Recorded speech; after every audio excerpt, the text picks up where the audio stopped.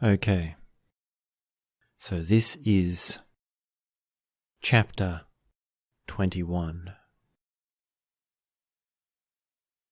and the title of this chapter in our series, Impressions of Grace and Grit,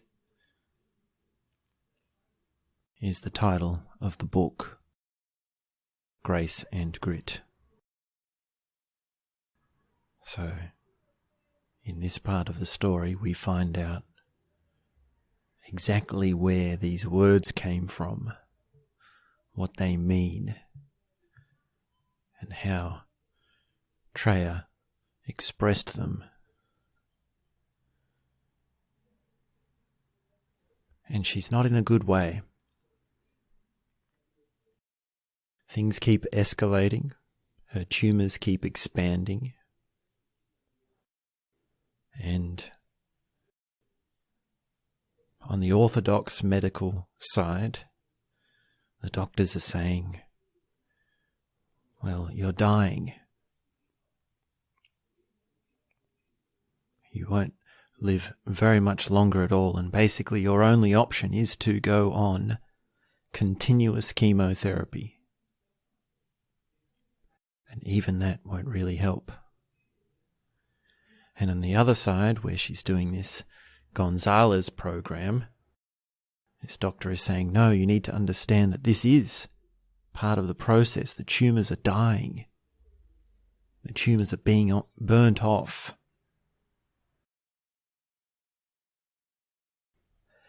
And if you look at what happens when a star dies, and of course you remember that Treya comes from the word Estrella, which in Spanish means star. So Treya is a star. And look at an actual star. You see what actually happens when a star dies. Well, it expands. It expands rapidly. Bigger and bigger and brighter until it explodes. And when it explodes into a dazzling array of colourful nebula.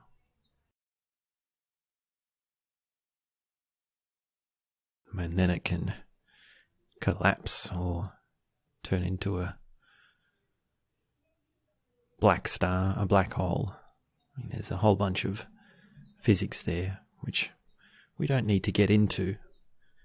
But the same thing, well, it's happening with Treya's tumours, but it's also happening with Treya. It's happening with her sense of spirit, with her self-knowledge. It's expanding into a brilliant light. Now, up until now, she's had many big shifts. But something is beginning to happen, or continuing to happen, which is beyond a shift, which is that it's all coming into one giant moment. And this can happen under certain life circumstances. Normally, we have our normal life, and every now and then we have a big shift.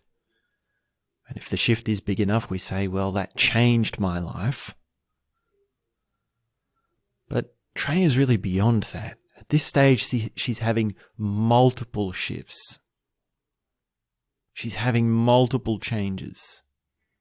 And it's all snowballing into this singular moment, which is her experience with passionate equanimity. So she continues to write letters to her family and friends to express herself and to tell them all how she's doing. She says that she's basically living like a little old lady. So she sleeps as late as she can. She enjoys a quiet cup of tea. She doesn't travel much. She doesn't like the stress of travel, because she might forget something. She just likes to curl up by the fire on a cold winter evening or cuddle with Ken and the dogs. And she prefers to look out at the mountains rather than reading. And she's still on her program. She's still on her pill chomping 7 times a day, vitamins, strict diet. And she's still on oxygen almost all the time. And yet she's still managing to keep doing her walk on the treadmill. And she also reflects on the different things that she's learnt over her last few years, and she has this thing which she calls the psychic immune system.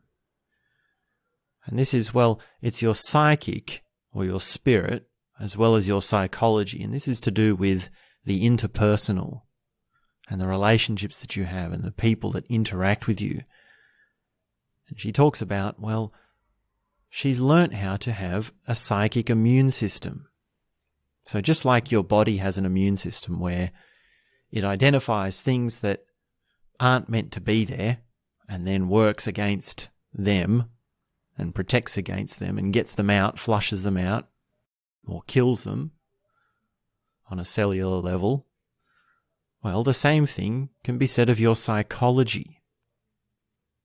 The same thing can be said of your beliefs coming to you, or the beliefs that are coming to you via people's opinions.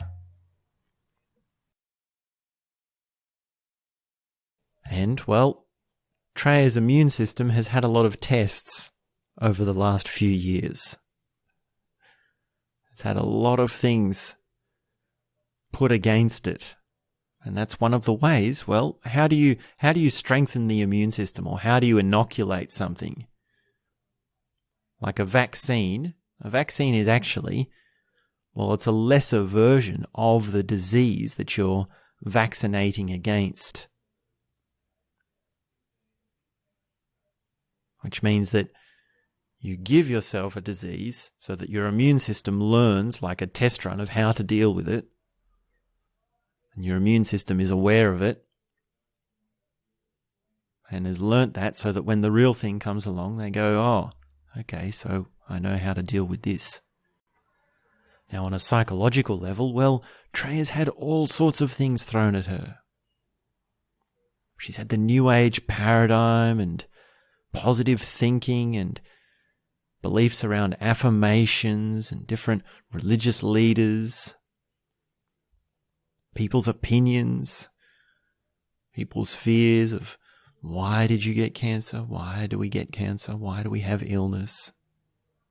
And she's had many interactions with people over the last few years of all varying degrees. And then there's also the decisions that she's made. Conflicting opinions of doctors, choosing treatments, unknowns, medical anomalies, test results. All of this has been testing Treya. It's all been put against her psychic immune system. And now she feels, well, she wants people to understand that. She wants people to feel empowered to say, no, that treatment's not for me, or no, you're not the right therapist for me, or no, this isn't the right decision, or no, I don't need to believe that, or no, I don't want to think about that.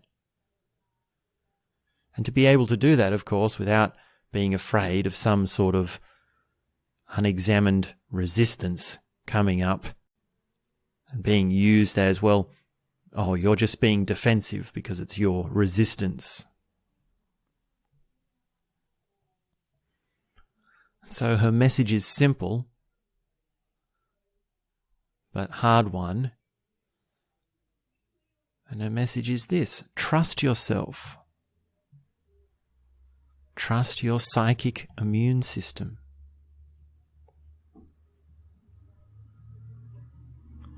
And she continues to talk to people on the phone, as well as sending her letters. So she's very big on empathy and compassion.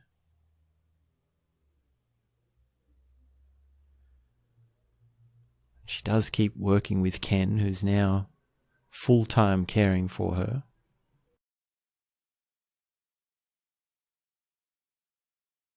And there's one moment where she says to Ken how sorry she is that cancer has ruined his career. And he just looks at her and says, "I'm the luckiest guy in the world." As if to say, that's no problem at all. And there's no reason for you to be sorry.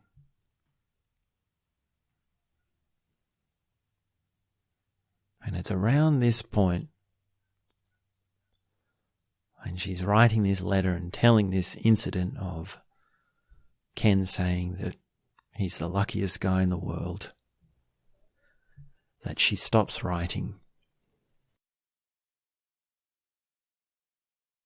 And she stops writing because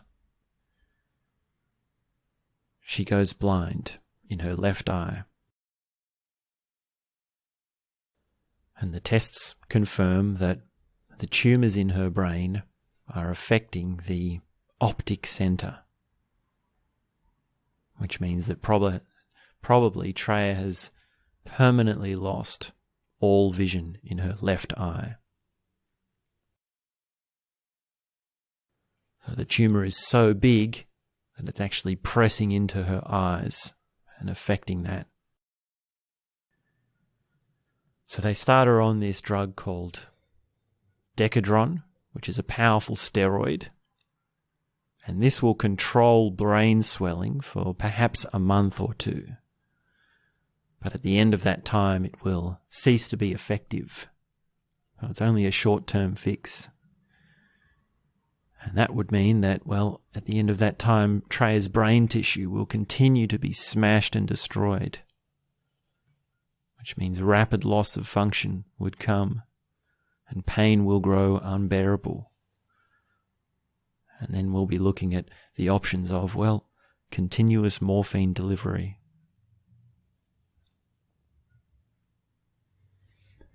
And the enzyme program, well, it keeps working because now it's a race against time. Because Treya's body, well, it has to dispose of the wastes, whether caused by growing cancer or dying of tumour cells or not. But either way, the pressure build-up of the simple mass might kill her. And she has more tests. And she's still persistent. She's still staying with passionate equanimity. And there are now 60 spots on her lungs. Her liver is swelling up. And it's now pushing entirely across her abdomen, cramping her intestines. And the pressure on her brain is slowly increasing. She still has to check her blood sugar value 5 or 6 times a day. She has to give herself insulin shots. She has to still take her over 150 pills. Her enemas, waking up in the middle of the night for more pills. And yet she was still, each day, getting on her treadmill and walking 2 or 3 miles, even with her oxygen line over her shoulder. And it's around this time that Treya and Ken start to have spooky things happen between them. And Ken describes this as a genuinely psychic bond. And he means psychic by paranormal. And of course he does say, well, these things of paranormal activities, they do exist, but they don't interest him much. They have very little to do with his interests in mysticism. And there are plenty of charlatan psychics that have given the whole field a bad name. So he's reluctant to talk about this. But what happens is, well, he begins to anticipate her every need.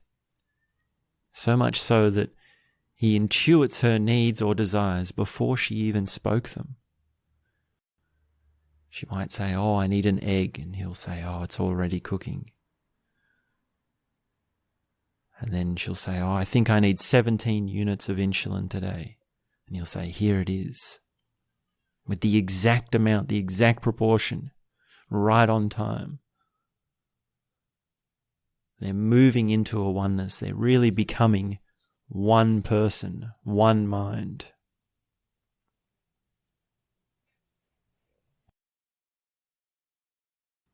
And then another evening,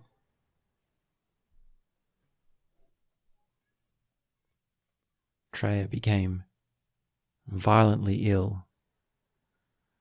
She has a horrible headache. Her whole body is shaking. She's having visual problems in her good eye.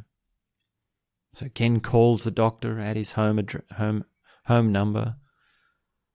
And he says he's seen all the latest evidence and he's still of the strongest opinion that Treya's symptoms are consistent with tumour decay and inflammation.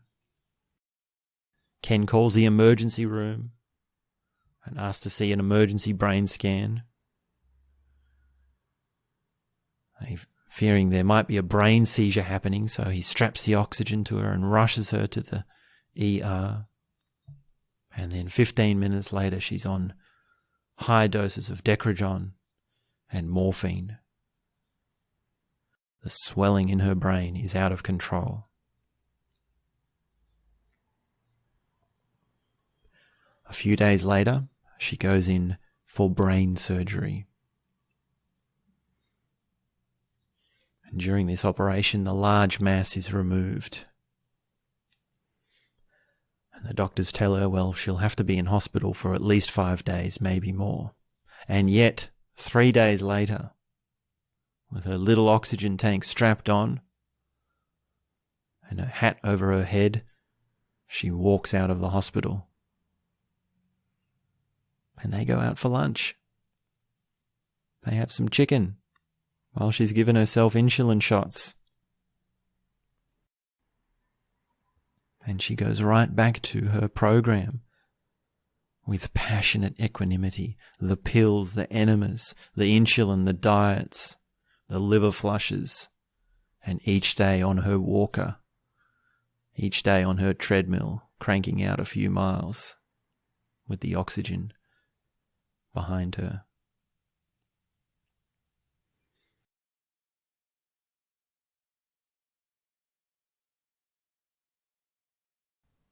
And there's something to understand at this point in the narrative about the moment of death and its relation to the perennial philosophy and mysticism. And it is such that, well, the great wisdom traditions maintain that the actual moment of death is extremely important. It's an opportunity. And the reason is, well, because at the moment of death, the person has dropped the physical body, and therefore the higher dimensions, the subtle and the causal, flash in the deceased's awareness.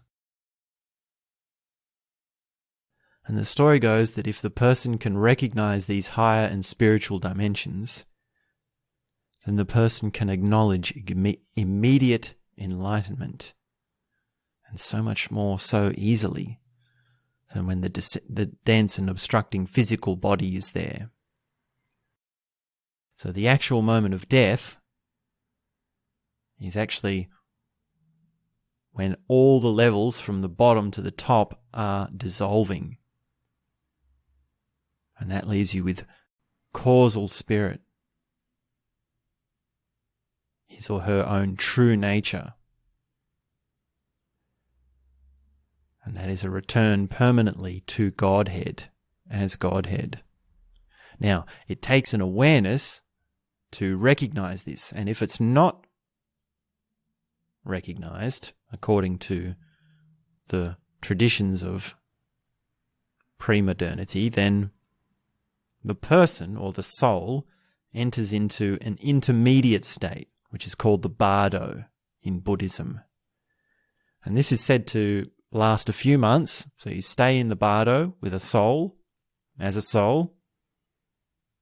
The subtle levels emerge, and then eventually the gross levels emerge again, and the person is reborn in a physical body to begin a new life.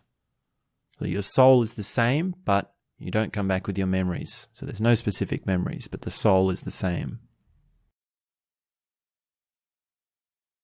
Now, whatever we might think about the notion of reincarnation or bardo or afterlife states, so much is certain, this much at least is certain, which is that if you at all believe that some part of you takes part in the divine, if you at all believe that you have access to some sort of spirit that transcends your mortal body in any sense, then the moment of death is crucial.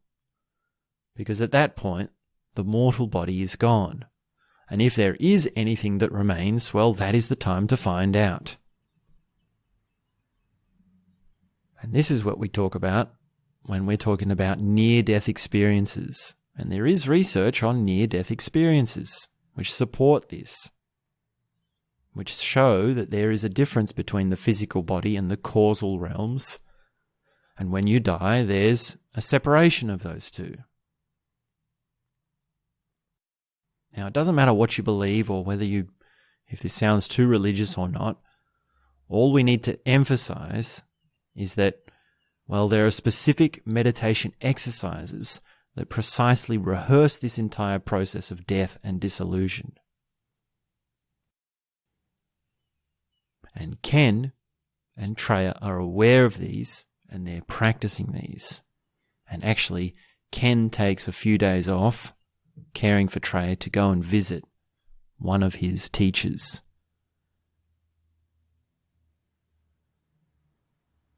And this teacher was advising Ken on exactly this moment, the moment of death. So they're prepared. They're aware of what's happening. And they're awake to the truths that lie between life and death. And they're ready to find them for themselves. So when Ken returns, well, Treya begins to go through quite a tough period of dealing with her discomfort and her pain, which was severe at times. And she was actually refusing medication. She wasn't on any tranquilizers or painkillers or morphine because she wanted to be clear and to witness what's happening. And the after effects of the brain surgery, combined with continual swelling of the tumours in the lungs and the liver, they're taking a terrible toll on her body. And yet she's still remaining with her program in all aspects. And yes, she's still walking a few miles a day on her treadmill. And yet they continue to increase the oxygen. They continue to increase the decadron.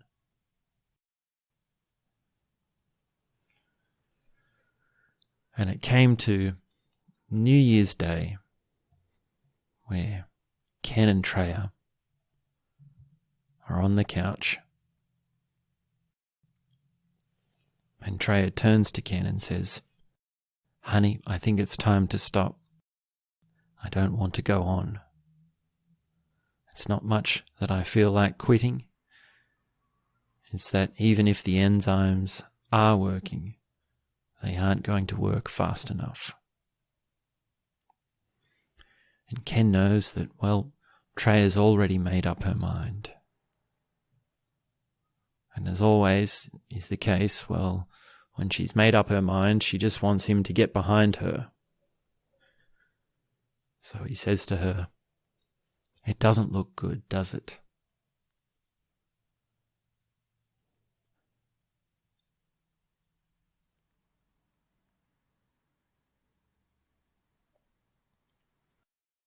And he says, I suppose I'd say, let's give it 1 more week just in case. Because actually the brain tumour that they removed during her surgery was 90% dead tissues, which means the enzymes are working.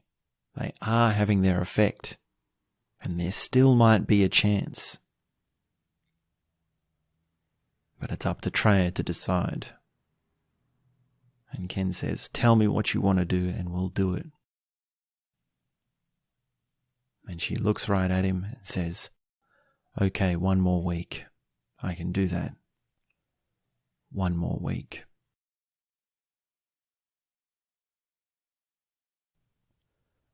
So she keeps her word, and for 1 week she pushes through the extremely rapidly growing agony. And she stayed right with her program, every single detail of it, and yet still didn't take any morphine.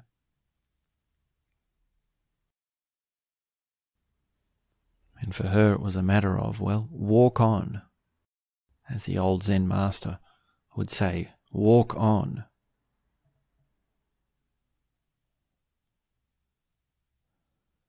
And this is, well, enlightened equanimity that Ken has never, ever seen equalled.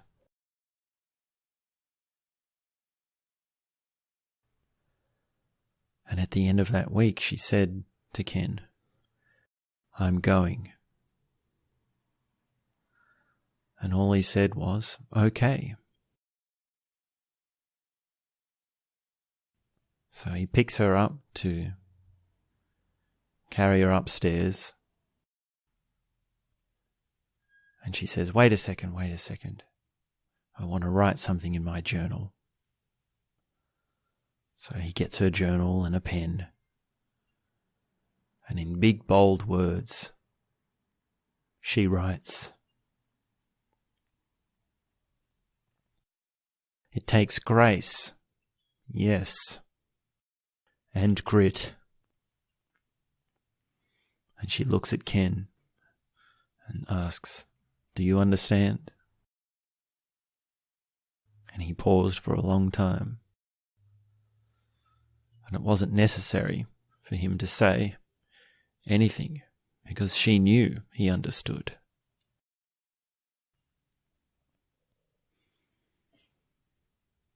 All things beautiful have a way of becoming ripe, and all things ripe want to die. Treya is ripe and she wants to die. And as Ken watches her write this in the diary, what he was thinking was, what he didn't have to say was, these words summarize her entire life. Grace and grit. Being and doing. Equanimity and passion. Surrender and will. Total acceptance and fierce determination, those 2 sides of her soul, the 2 sides she had wrestled with all her life, the 2 sides she is now finally bringing together into one harmonious whole. That was the last message she wanted to leave, the last thing she wanted to say.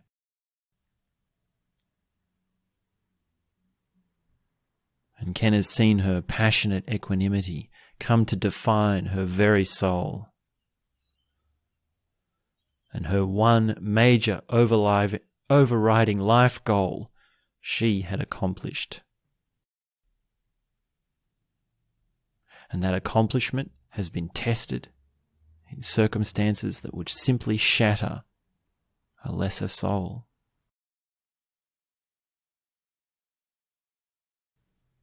And so she's ready. She's found her deepest wisdom, and she wants to die.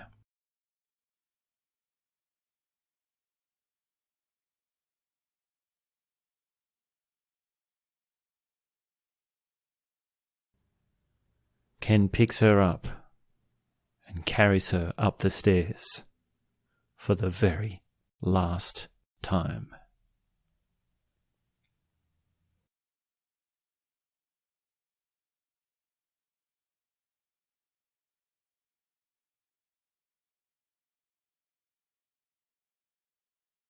And that's where that chapter ends.